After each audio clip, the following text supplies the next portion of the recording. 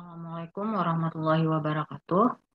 Eh, Baik, saya pada hari ini akan melanjutkan materi untuk mata kuliah Kimia Dasar 2 terkait struktur Lewis, kemudian ikatan ionik, ikatan kovalen, dan kepolaran dari ikatan. Nah, jadi pada tahun 1916 sampai 1919 ada dua orang ilmuwan Amerika, yaitu Lewis dan Irving Langmuir, dan juga satu ilmuwan Jerman, uh, Kossel, ya. Mereka mengajukan usulan penting mengenai ikatan kimia. Nah, eh, sesuatu yang khas dari konfigurasi atom-atom, konfigurasi elektron atom-atom gas mulia terkait dengan apa kelebamannya, kelebaman di situ semacam ketidakreaktifannya atau kestabilan dari gas mulia itu menurut tiga ilmuwan tadi menyebabkan atom-atom unsur lain itu bergabung satu sama lain untuk mencapai konfigurasi elektron seperti konfigurasi dari atom-atom pada gas mulia. Nah, teori yang muncul dari hal ini itu sangat berkaitan terutama dicetuskan oleh G.N. Lewis, ya, dan dikenal sebagai teori Lewis atau Lewis teori, ya. Nah, ada beberapa gagasan dasar yang berkaitan dengan teori Lewis. Yang pertama itu elektron pada kulit terluar ya, atau elektron valensi memiliki peran penting, ya, peran fundamental dalam pembentukan ikatan kimia. Jadi dengan kata lain kita bisa mengatakan bahwa ikatan kimia, ya, yang terlibat dalam proses pembentukan ikatan kimia itu adalah elektron valensi, ya. Nah, kemudian gagasan yang kedua, ya, ini tadi gagasan yang pertama dari teori Lewis. Gagasan yang kedua, dalam beberapa kasus elektron ditransfer dari satu atom ke atom lain. Nah, sehingga terbentuk ion positif dan ion negatif yang saling tarik-menarik melalui gaya elektrostatik. Nah, ikatan yang terbentuk, ya, akibat gaya tarik-menarik antara ion positif dan ion negatif melalui gaya elektrostatik ini yang dikenal sebagai ikatan ionik atau ionic bond, ya. Jadi akibat adanya transfer elektron dari satu atom ke atom lain, ya, sehingga atom tadi yang mentransfer elektron itu dia menjadi ion bermuatan positif, sedangkan atom yang lain yang menerima elektron yang ditransfer oleh atom yang satunya tadi itu menjadi membentuk ion negatif. Dan yang mana ion positif, ion negatif itu dia saling tarik-menarik melalui gaya elektrostatik, itu dinamakan sebagai ikatan ionik. Itu gagasan dasar dari teori Lewis. Nah, dalam kasus lain, ya, satu atau lebih pasangan elektron digunakan bersama. Nah, ya, antar atom-atom. Nah, ikatan yang terbentuk oleh penggunaan bersama elektron di antara atom-atom disebut sebagai ikatan kovalen. Nah, ini gagasan Lewis yang ketiga. Nah, kemudian gagasan Lewis yang keempat, elektron ditransfer atau digunakan bersama sehingga setiap atom mencapai konfigurasi elektron yang stabil. Biasanya disebut sebagai konfigurasi gas mulia, yaitu konfigurasi dengan 8 elektron di kulit terluar atau oktet. Nah, itu nanti yang kemudian kita kenal sebagai teori apa namanya? Oktet, ya. Nah, itu terkait teori Lewis. Nah, Lewis ini sendiri uh, menggambarkan ikatan melalui struktur Lewis, nah, atau rumus elektron yang terdiri dari simbol Lewis, yaitu lambang atom yang dikelilingi oleh sejumlah elektron valensi. Nah, pada struktur Lewis ini, ya, Jadi atom itu digambarkan, elektron itu, elektron valensi itu, ya, ini dia digambarkan sebagai lambangnya itu dot, titik nih dot, ya. Jadi dot, ya, menurut Lewis lambang dari elektron valensi itu dia dinyatakan dalam dot. Nah, makanya ya, saya tekankan di sini karena Lewis itu gambarnya dot, maka jangan kalian buat sebagai cross. Jadi gimana caranya? Karena ini bukan struktur Lewis, ya, bukan simbol Lewis. Simbol Lewis adalah dot, ya. Ingat, simbol Lewis adalah dot. Dot itu dia titik, titik itu dot. Jadi kalau kalian menggambarkan struktur Lewis dengan lambang cross, maka ini salah. Oke, nah, jadi biasakan dari sekarang. Bagaimana jadi untuk membedakan satu atom dengan atom yang lain? Maka kalian boleh menggunakan perbedaan apa warna. Nah, misal nih, ini contohnya pada fosfor. Fosfor itu kan dia punya 5 elektron valensi. Nah, jadi elektron valensinya kita buatlah fosfor ini warna merah. Jadi gambarkan 5 buah elektronnya berwarna merah. Ini langsung saya timpa, ya. Nah, sedangkan yang lain yang hitam ini dia dot dari atau simbol Lewis dari elektron valensi dari si Cl. Jadi kalian buatnya lambangnya dot, tapi dibedakan warna. Ya, jadi fosfor itu ikut aja ingat aja elektron valensi itu digambarkan, bisa kita lihat melalui golongan, nomor golongan. Fosfor ada di golongan 5, 5A, maka dia punya elektron valensi sebanyak 5. 1 2 3, oh, sorry. Eh sorry. Fosfor fosfor bukan 5A, ya, sebentar. Fosfor itu dia, oh ya benar, dia di 5, ya, dia ada di golongan 5A, benar, ya, di golongan 5A.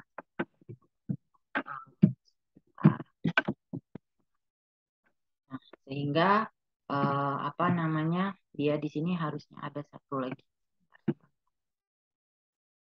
Eh, ada satu lagi.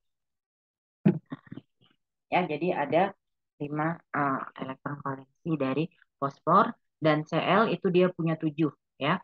1 2 3 4 5 6 7. 1 2 3 4 5 6 7. 1 2 3 4 5 6 7. Oke. Ini ada satu lagi, ya. Tuh, ya, jadi ingat untuk Lewis, ya. Jadi lambang Lewis itu dia lambang atom, ya, dikelilingi oleh elektron valensinya. Nah, elektron valensi itu ditulis dalam bentuk simbol dot, ya. Simbol dot itu simbol titik. Jadi biasakan mulai sekarang menulis struktur Lewis itu pakai dot semuanya. Untuk membedakan antara elektron valensi yang satu, atom yang satu dengan atom yang lain, kalian bisa menggunakan warna yang berbeda, ya. Jadi jangan gunakan cross. Oke. Nah, kemudian selanjutnya, berdasarkan pengamatan terhadap sejumlah molekul senyawa, dikemukakan beberapa pedoman penulisan struktur Lewis. Nah, senyawa yang memiliki rumus umum MXN, maka atom pusat M biasanya diletakkan di tengah dan memiliki N buah ikatan MX. Nah, contoh misalnya, ya, ini contohnya misalnya MXN itu H2O. Nah, sorry, MXN bukan H2O, CH4, sorry, ya. CH4. CH4.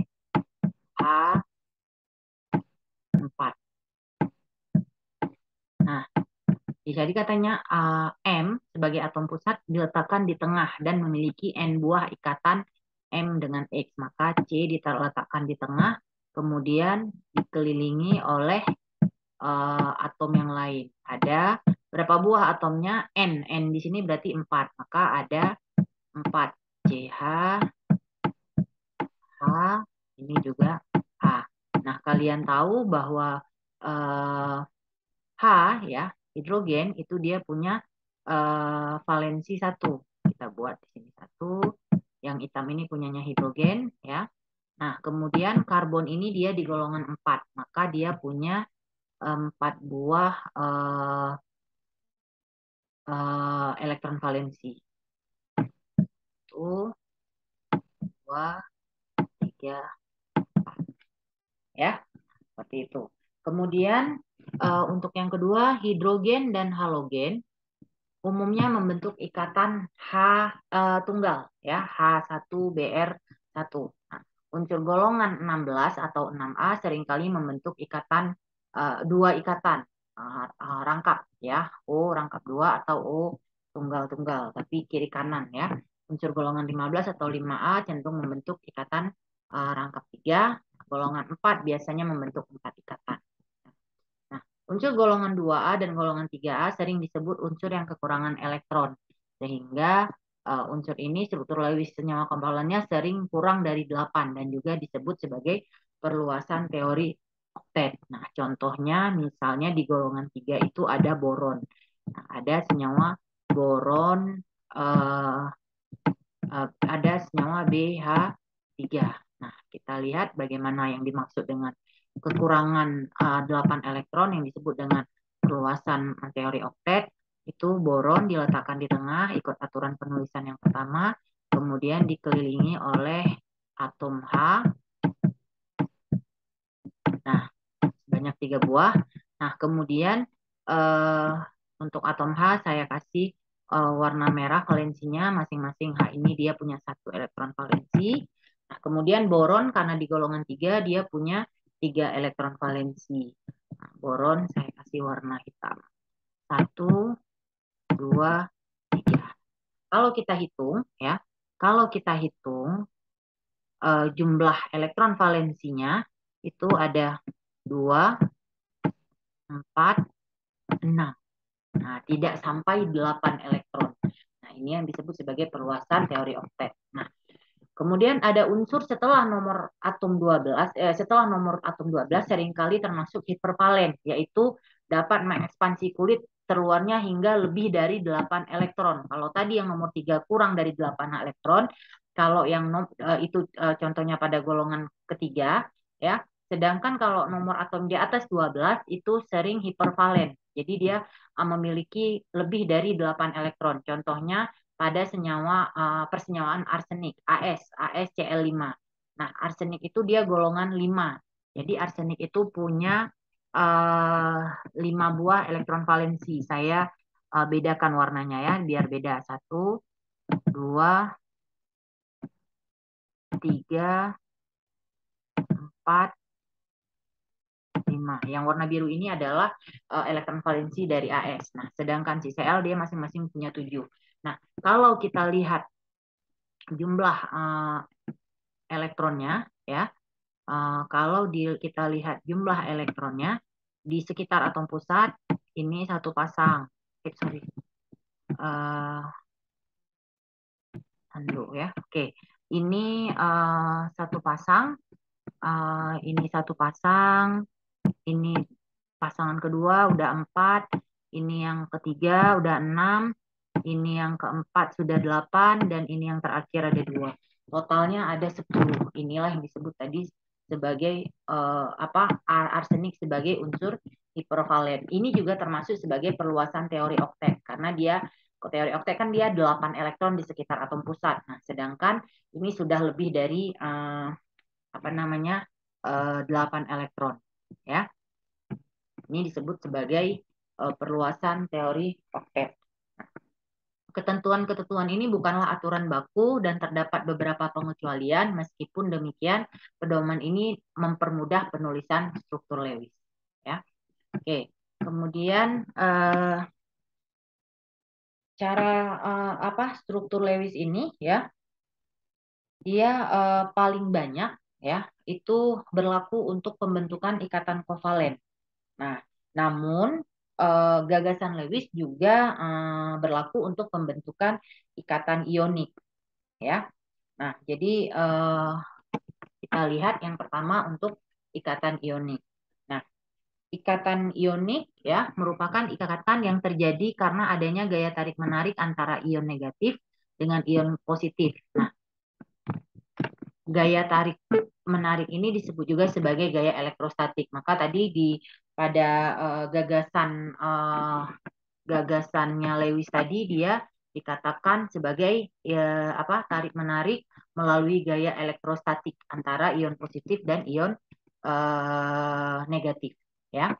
Nah, gaya tarik mudah atau tidaknya suatu ionis terbentuk ditentukan oleh senyawa ionis terbentuk ditentukan oleh ionisasi potensial, afinitas elektron dari atom penyusun senyawa ionis dan energi fisik senyawa ion tersebut. Bagian ini nanti termasuk energi fisik akan kalian pelajari lebih detail pada mata kuliah ikatan kimia insya Allah di semester 3. Nah, untuk di semester 1 ini kita fokusnya pada struktur Lewis untuk ikatan ionik, ikatan kovalen dan membedakan kedua ikatan tersebut serta untuk kepoloran ikatan ya. Jadi materi ikatan kimia di kimia dasar 2 ini lebih umum. Nanti lebih detailnya itu akan dipelajari di mata kuliah ikatan kimia ya. Nah, pada senyawa biner, apabila selisih keelektronegatifan senyawa tersebut lebih besar atau sama dengan 1,7, maka senyawa biner tersebut digolongkan sebagai senyawa ionik. Sedangkan jika selisih keelektronegatifannya kurang dari 1,7 sampai dengan 0, maka senyawa tersebut digolongkan sebagai senyawa kovalen. Nah, untuk yang ini ya, ini kalian perlu menggunakan sistem periodik yang punya keelektronegatifan untuk tahu apakah senyawa itu ionik atau kovalen dengan melihat selisih keelektronegatifannya. Kalau keelektronegatifannya 1,7 atau lebih, maka dia digolongkan sebagai senyawa ionik. Sedangkan jika kurang dari 1,7 sampai 0, maka digolongkan sebagai senyawa kovalen. Nah, ini yang saya maksud kalian harus punya sistem periodik yang punya sistem periodik yang punya keelektronegatifan, nilai keelektronegatifan. Nah, ini ya, tapi ini kurang kurang terlihat ya. Nah, ini. Nah, jadi kalau kalian lihat ini pada keterangan simbol pada sistem periodik ini sudah saya perbesar ya.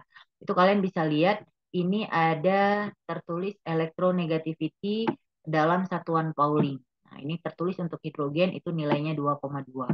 Nah, jadi letak keelektronegatifan dalam sistem periodik ini di bawah term simbol. Jadi hidrogen 2,2, litium 0,98, natrium 0,93, magnesium 1,31 ya. Nitrogen 3,04, oksigen 3,44, klorin 3,98, Cl ya ini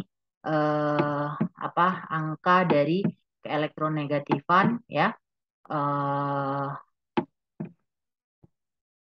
berdasar dengan satuan ya kita bilang Pauling ya. Nah ini.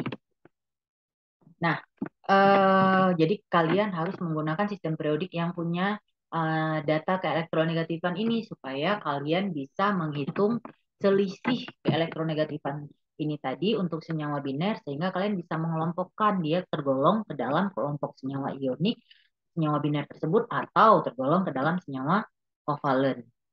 Nah, ada contoh. Nah, ini disuruh tentukan di antara NaCl dengan HCl, manakah yang tergolong senyawa ionik atau kovalen. Jadi tadi berdasarkan selisih keelektronegatifan. Nah, kita lihat dulu berapa. Ini X ini maknanya nilai keelektronegatifan. Berarti nilai keelektronegatifan dari Na dikurang nilai keelektronegatifan dari Cl itu angka mutlak. Jadi makna angka mutlak itu, nilai mutlak itu berarti kalaupun hasilnya minus itu dianggap sebagai positif. Nah, kita lihat tadi Na itu punya keelektronegatifan sebesar 0,93. Sedangkan Cl itu punya keelektronegatifan sebesar 3,16 ya. Jadi langsung saja ditulis 0,93 keelektronegatifan Na dikurang keelektronegatifan Cl 3,16 didapat nilai 2,23. Nah, ingat tadi kalau nilainya selisih keelektronegatifan lebih besar atau sama dengan 1,7 maka senyawa biner tersebut digolongkan sebagai senyawa ionik.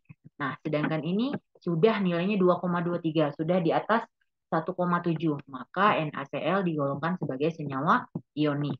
Nah, sedangkan HCl, nah kita lihat lagi tadi, H itu dia punya keelektronegatifan 2,2, ya. Ini keelektronegatifan H 2,2, Cl itu keelektronegatifannya 3,16, ya kan? Nah, kita kurangi. Berarti 2,2 dikurang 3,16. Nah, dapatnya minus, tapi karena ini mutlak, maka dapat dianggap sebagai positif. Hasilnya 0,96. Nah, 0,96 ini kan lebih kecil dari 1,7. Nah, ingat tadi kalau di bawah 1,7 dia digolongkan sebagai senyawa kovalen. Jadi ini untuk senyawa biner, ya. Oke. Ya, jadi kalian untuk senyawa biner itu paling gampang kalian gunakan, kalian ingat selisih keelektronegatifan ini. Ya, kalau 1,7 dia digolongkan senyawa ionik, ya, lebih besar 1,7 atau lebih besar di atasnya. Sedangkan kalau selisih keelektronegatifannya kurang dari 1,7 sampai 0, dia digolongkan sebagai senyawa kovalen. Jadi tadi NaCl karena dia nilainya di atas 1,7, maka NaCl ini digolongkan sebagai senyawa ionik. Nah, bila atom Na dan Cl bereaksi membentuk natrium klorida, reaksi pembentukannya digambarkan sebagai ini. Jadi Na ya, itu kan dia punya valensi 1, dia cenderung melepas elektron sehingga Na itu dia akan menjadi muatan positif ya, jadi kation. Si Cl itu yang akan menangkap elektron dari si Na sehingga si Cl dia akan kelebihan eh, elektron ya, bermuatan negatif ya, kelebihan elektron, jadi dia bermuatan negatif sehingga struktur Lewisnya kalau kita mau tulis kita bisa tulis sebagai Na plus, ini struktur Lewis untuk senyawa ionik, Na plus ya, kemudian Cl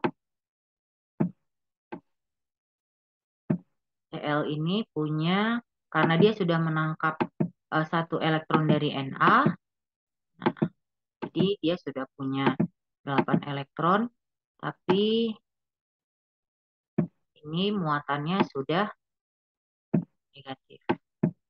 Nah, jadi dia seperti ini, dimenuliskan struktur Lewis dari senyawa ionik ya. Nah, atau ada juga nanti kalau kalian ketemu buku yang menuliskan Na, karena Na ini dia sudah melepas ya, maka dia tidak ada lagi elektron valensi yang ditulis ininya. Langsung aja Na plus, ya ini Na plus, kemudian digambarkan Cl-nya. Cl-nya ada muatan negatif di atas ini. Baru karena Cl-nya yang punya elektron valensi yang menangkap, maka Cl-nya digambarkan lengkap. Elektronnya punya sendiri dia 7, ditangkap Na1, maka ada nih. Jadi ini ya. Jadi seperti ini menuliskan struktur Lewis untuk senyawa ionik. Ya. Nah, jadi karena natrium cenderung melepas satu elektron pada kulit terluar untuk mencapai konfigurasi, sedangkan klorin itu menangkap satu elektron untuk mencapai konfigurasi gas mulia. Ya. Nah, jadi untuk penulisan simbol struktur Lewisnya ya, karena dia terutama untuk yang golongan 1 ya, logam dari golongan utama, Na ini kan golongan 1 ya, alkali, dia logam golongan utama. Itu kita tidak menuliskan lagi simbol Lewis dari logamnya, nggak ada. Kenapa? Karena dia sudah melepas elektron valensinya. Na ini kan cuma punya satu elektron valensi nih, ini ya. Nah, karena dia lepas, dia transfer ke si Cl, maka kan dia sudah tidak punya lagi elektron valensi, maka tidak kita tulis lagi karena udah dia lepas. Sebagai gantinya kita buat ion positifnya, jadi Na plus. Nah, kemudian Cl dasarnya kan dia punya 7. Nah, tapi karena dia menangkap satu dari hasil transferensi Na sehingga dia jadi ada 8. Cuman di sini ditambahkan muatan negatifnya. Ya. Nah, jadi menggambarkan struktur Lewis bisa seperti ini, bisa satu lagi yang seperti ini. Ya, silahkan kalian catat. Oke, kemudian selanjutnya ya kita melihat ikatan kovalen. Nah, ikatan kovalen adalah ikatan yang terjadi karena adanya pemakaian elektron secara bersama. Nah, jadi oleh Lewis di tahun 1916 dia mengemukakan bahwa teori yang menyatakan bahwa atom-atom membentuk ikatan kovalen dengan cara membentuk pasangan elektron hasil sumbangan kedua atom yang berikatan. Nah, terbentuknya ikatan kovalen karena kecenderungan atom-atom untuk memiliki konfigurasi gas mulia, yaitu 8 elektron pada kulit terluar, ya, untuk helium yang 2 elektron. Oleh sebab itu, teori Lewis mengenai ikatan kovalen itu dikenal sebagai teori oktet, ya. Nah, atom dapat membentuk berbagai jenis ikatan kovalen yang berbeda. Nah, jika dua atom berikatan melalui sepasang elektron, itu disebut sebagai ikatan kovalen tunggal atau single bond. Nah, dalam beberapa senyawa, atom-atom menggunakan dua atau lebih pasangan elektron secara bersama-sama. Nah, apabila ikatan antara dua atom menggunakan bersama dua pasang elektron, disebut ikatan kovalen rangkap dua atau double bond. Nah, contohnya pada karbon dioksida ataupun etilena, ya. Jadi kalau karbon dioksida, kalau kita gambarkan ada C, ya. C itu dia ingat golongan 4, maka dia punya 4 buah elektron valensi. Nah, kemudian ada 2 buah atom O. O, ada O. Nah, kalian tahu kan, ingat lagi O itu dia di golongan 6, maka O punya 6 buah elektron valensi. Nah, jadi dia punya 6 buah, 1, 2, 3, 4, 5, 6. Ini juga sama, 1, 2, 3, 4, 5, 6. Nah, inilah yang digunakan secara bersama. Membentuk oktet tadi, ada 8. Sehingga kalau digambar, ya kalau digambarkan, dia C, kemudian rangkap O, yang ini juga rangkap O. Nah, ini ya. Nah, ini yang disebut ikatan rangkap ini melibatkan 4 pasang elektron, ini yang disebut sebagai ikatan rangkap 2 atau double bond, ya. Nah, sedangkan jika dua atom menggunakan 3 pasang elektron secara bersama, disebut ikatan rangkap 3 atau triple bond. Contohnya pada molekul N2. Nah, ikatan yang terbentuk karena pemakaian bersama elektron, namun pasangan elektronnya hanya berasal dari salah satu atom, itu disebut sebagai ikatan kovalen koordinasi. Nah, biar lebih gampang kita lihat contohnya untuk masing-masing tadi ikatan tunggal, ikatan rangkap yang rangkap 2 yang double bond, rangkap 3 yang triple bond, dan ikatan kovalen koordinasi. Nah, ini kalian bisa lihat ya di sini. Ini HCl. Nah, tadi HCl kita sudah lihat bahwa dia adalah ikatan kovalen. Nah, kalian lihat di sini yang terlibat itu H itu punya 1, yang warna biru, Cl itu yang merah. Nah, ini ada 1. Nah, sehingga terbentuk HCl. Ini ikatannya adalah single bond, ya. Nah, untuk yang rangkap 2 CO2 tadi, ya. Nah, ini dia ada 4 elektron, 2 pasang, ini juga 2 pasang, maka dia membentuk ikatan rangkap 2. Oke. Nah, kemudian N3 tadi dia N itu dia golongan 5, berarti dia punya 5 elektron valensi, 1, 2, 3, 4, 5, 1, 2, 3, 4, 5. Nah, masing-masing 3 buah elektronnya itu membentuk ikatan, ada 3 pasang, 6 buah, ini membentuk ikatan rangkap 3. Nah, sedangkan ikatan kovalen koordinasi, nah ini contohnya pada senyawa SO2. Nah, S itu golongan 6, dia punya 6 buah elektron. O juga 6, dia punya 6 buah elektron.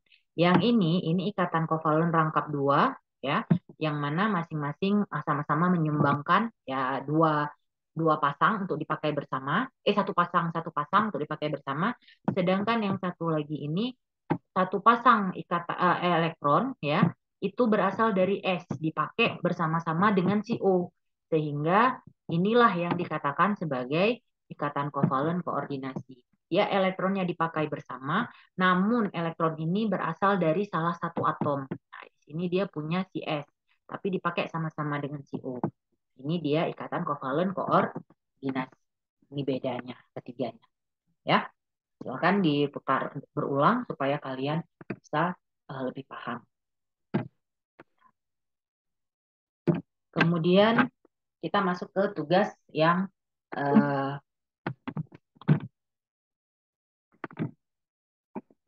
pertama, ya. Kalian diminta mengelompokkan senyawa biner berikut termasuk senyawa ionik atau kovalen.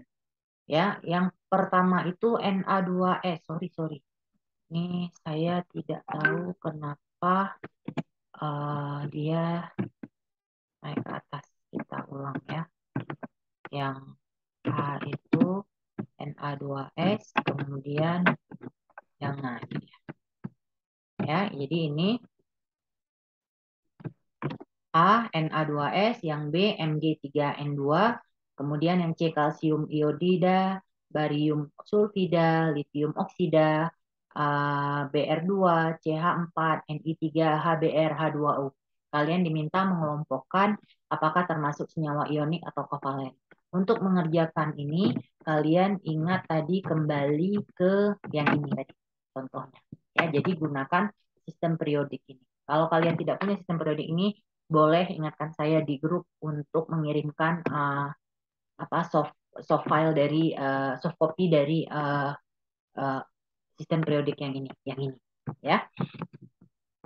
Oke.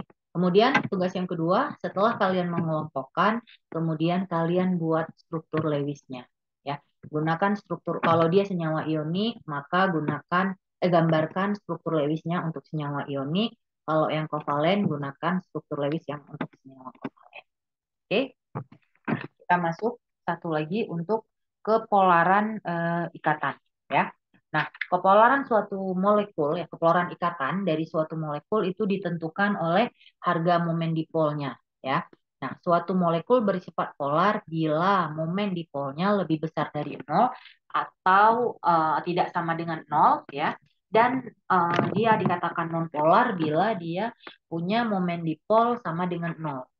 Nah, dari mana kita tahu harga momen dipol? Itu bisa kita lihat berdasarkan perbedaan keelektronegatifan. Nah, adanya perbedaan keelektronegatifan antara dua atom yang membentuk ikatan kovalen menyebabkan atom yang lebih elektropositif kekurangan rapatan elektron. Sebaliknya, atom yang lebih elektronegatif kelebihan rapatan elektron. Akibatnya, pada atom yang lebih elektropositif terjadi muatan parsial positif. Sedangkan pada atom yang lebih elektronegatif terjadi muatan parsial negatif. Nah, adanya perbedaan muatan parsial ini menyebabkan timbulnya momen ikatan yang arahnya dari atom dengan muatan parsial positif ke atom dengan muatan parsial negatif. Atau dari atom yang lebih elektropositif ke atom yang lebih elektronegatif. Untuk tahu siapa yang lebih elektropositif, siapa yang lebih elektronegatif, ingat boleh menggunakan sistem periodik ini yang punya data nilai keelektronegatifan. Nah, contoh tadi kita sudah lihat yang HCl misalnya, ya. HCl, ya, masing-masing kan ini ada satu ikatan kovalen tunggal, ya. Nah, H, nah itu kan kita tahu di sistem periodik tadi, H itu kan dia punya keelektronegatifan nilainya 2,2, ya. H itu punya nilai keelektronegatifan 2,2, sedangkan si Cl itu 3,16. Maka si H itu jauh lebih elektropositif daripada si Cl. Nah, maka dipol yang menjadi dipol positif siapa? Yang tadi punya yang elektronegatifan yang lebih kecil atau lebih elektropositif. Maka H di sini dia punya dipol positif. Nah, sedangkan Cl itu dia dipol negatif. Maka arah momen ikatannya itu dia akan ke arah si Cl. Jadi elektronnya akan cenderung tertarik ke si Cl karena dia lebih elektronegatif. Ya.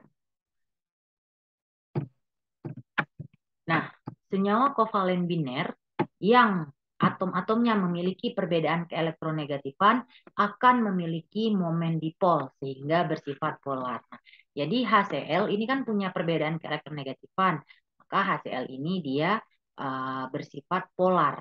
Nah, Sedangkan molekul H2 dan Cl2 selisih keelektronegatifannya adalah 0. Jadi H2 ya, berarti kalau H2 kan H berikatan dengan H ya. Nah, kita tahu tadi H itu keelektronegatifannya 2,2 ya. Jadi 2,2 kurang 2,2 maka selisih keelektronegatifannya kan sama dengan 0.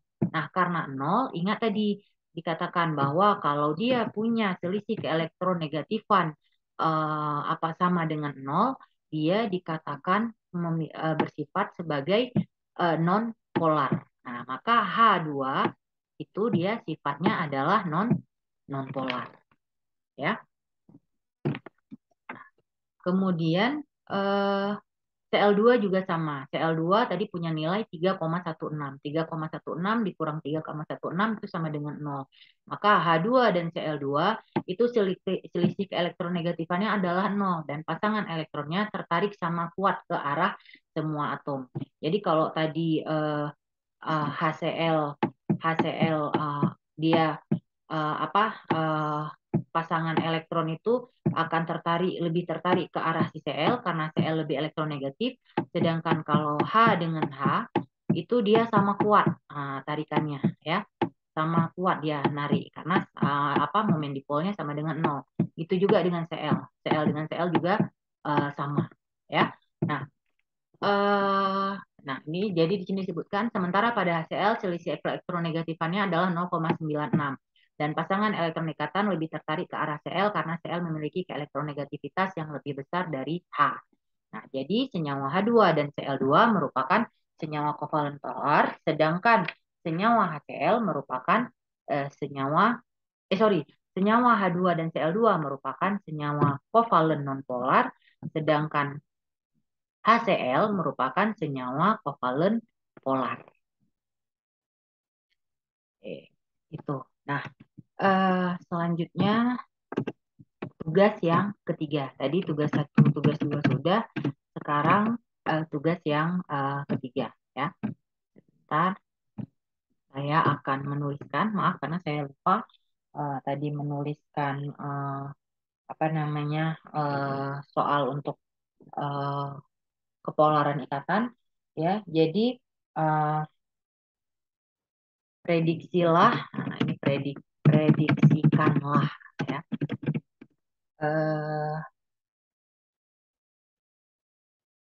Mana dari molekul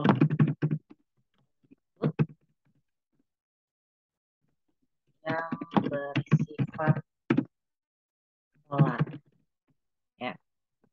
Yang pertama yang A itu HCN, kemudian yang B SO3, kemudian yang C CS2 ya, kemudian SiF4. Nah, jadi prediksikan mana yang bersifat polar dan jelaskan ya, jelaskan kenapa kalau kalian bilang A itu polar atau A itu non polar, harus jelaskan dengan alasannya. Oke. Jadi ada 3 soal untuk materi struktur Lewis, ikatan kovalen, ikatan ionik, dan juga kepolaran ikatan. Nah, jadi apa yang bisa kita lihat berdasarkan kepolaran ikatan ini tadi? Katanya kalau dia punya keelektronegatifan selisih keelektronegatifan yang atau momen dipolnya tidak sama dengan 0, dia kan cenderung bersifat polar ya. Sedangkan kalau dia keelektronegatifan atau momen dipolnya itu dia selisih keelektronegatifannya itu dia mendekati ke 0, itu semakin non polar ya. Maka kita bisa simpulkan di sini bahwa senyawa ionik itu kan dia punya selisih keelektronegatifan minimal 1,7 atau lebih besar. Nah, sedangkan senyawa kovalen itu kan di bawah 1,7 sampai 0. Maka antara senyawa ionik dengan senyawa kovalen, kita bisa tahu bahwa senyawa ionik itu dia bersifat polar. Nah, sedangkan senyawa kovalen itu dia cenderung bersifat non polar jika dibandingkan dengan senyawa ionik. Kenapa? Karena semakin uh, lebih besar dari 1,7 kan makin besar berarti selisih keelektronegatifannya. Nah, itu dia termasuk ke dalam senyawa apa atau molekul polar ya. Nah, apakah kalau gitu bisa kita bilang bahwa senyawa kovalen itu dia non polar semua?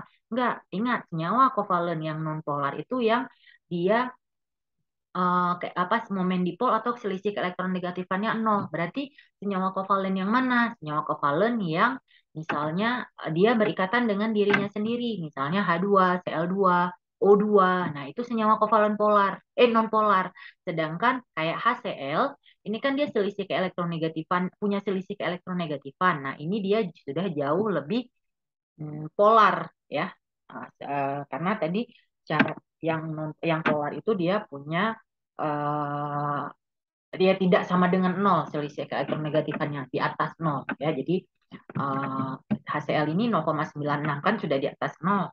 Nah, hanya saja kalau dibandingkan antara HCl dengan H2O. Nah, ya, misalnya HCl dengan H2O siapa yang lebih polar? Tuh ya, sebentar saya tulis. Jadi misalnya ada H2O satu lagi dengan HCl. Siapa kira-kira yang lebih polar? Ini bisa kita lihat dari nilai selisih keelektronegatifan. HCl kan dia selisih keelektronegatifannya 0,96. Nah, untuk H2O berarti kan selisih keelektronegatifannya angka mutlak dari 2,2 dikurang keelektronegatifan dari O.